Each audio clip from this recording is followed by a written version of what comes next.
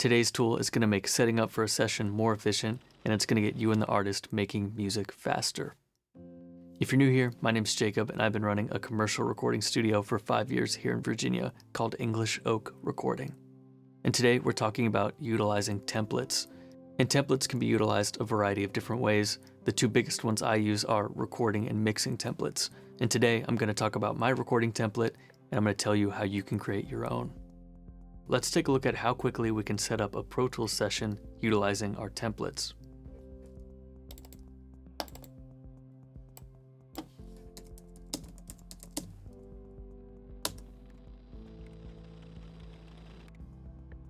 And just like that, I have folders created and everything routed to go to the headphone system for the artist, and now we can start making our tracks and we can get to making music.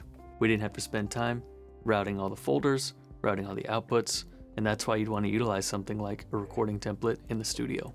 My recording template is centered around my headphone distribution system. In the template, there's 4 routing folders.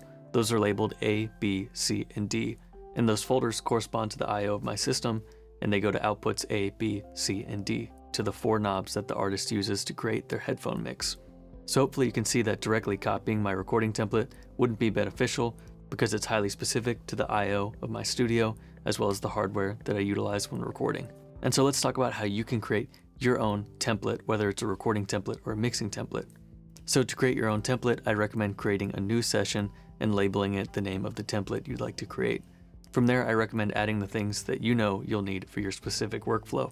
For example, if you did a lot of vocal sessions, you could create some vocal tracks and a lot of harmony tracks and have them pre-panned and set up. So instead of adding a whole bunch of tracks, you can open up the session. They're already color-coded, they're already created every time you have a vocal session. And that's just one way that you could use a recording template. And so after you've made your template in the session, you want to go to File and Save as Template. And a pro tip that I like to use is I like to select the location where I'm saving my template, and I save all my templates to a template folder in my SSD. That way, if I'm creating a session, I can go to my templates, I can double click on which template I'd like to use and create a new session based off of that template. And when we create our own templates, it saves us a lot of time having to manually route the I/O for each session. And when you create your template and you test it out and you make sure that it works, we know that we have something repeatable, efficient, and something that's reliable for our day-to-day work in the studio.